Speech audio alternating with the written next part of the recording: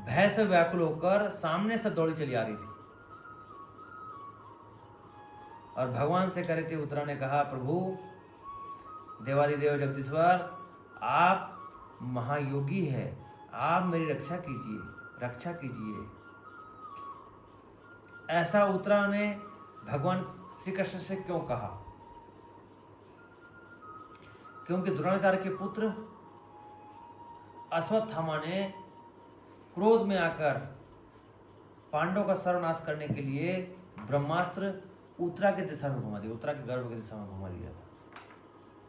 और वह ब्रह्मास्त्र जब उत्तरा के गर्भ में पल रहे राजा परीक्षित को मारने के लिए चला तो उसकी अग्नि से घबराकर उत्तरा भगवान कृष्ण श्री हरि की याद करने लगी। अतिरिक्त इस लोक में मुझे अभय दान देने वाला और कोई नहीं है, क्योंकि यहाँ सभी परस्पर एक दूसरे की मृत्यु के निमित्त बन रहे हैं।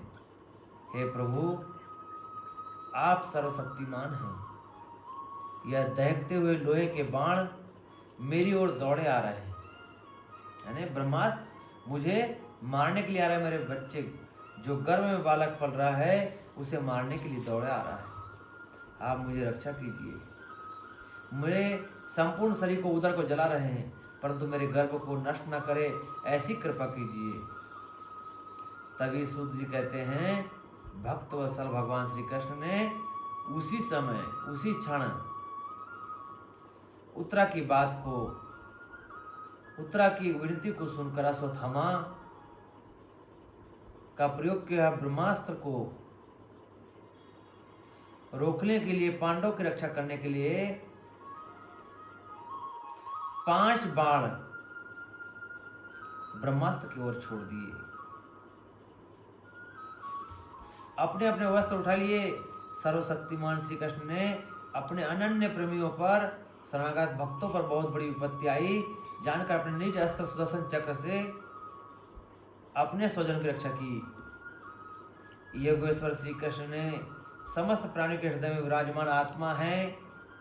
उन्होंने उत्तरा के गर्भ को पांडव के वंश परंपरा को बढ़ाने वाले एकमात्र राजा परीक्षित को गर्भ में ही रक्षा की। भगवान श्री कृष्ण ने ब्रह्मास्त्र अमोघ वस्त्र को निवारण का कोई उपाय नहीं दिखने पर भगवान स्वयं उत्तरा के गर्भ में प्रवेश हो गए। सामने से आश्चर्यचकित न समझे, पर भगवान ने उत्तरा के गर्भ में 6 महीने तक सुदर्शन चक्र से उस बालक की रक्षा की।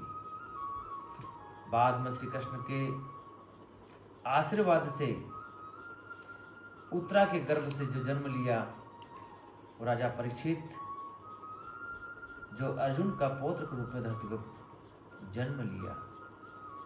भगवान श्री कृष्ण की इस प्रकार की अनेक सभी भक्तों ने स्तुति की। कुंती ने कहा, आप समस्त जीवों के बाहर और भीतर एक रस स्थित है, फिर भी इंद्रियों के वृत्तियों को देख नहीं जाते, क्योंकि आप प्रकृति से आदि पुरुष परमेश्वर है। मैं आपको नमस्कार करती हूँ। इंद्रियों से जो कुछ जाना जाता है उसकी तह में आप विद्यमान रहते हैं और अपनी ही माया के पर्दे से अपने को ढके रहते हैं।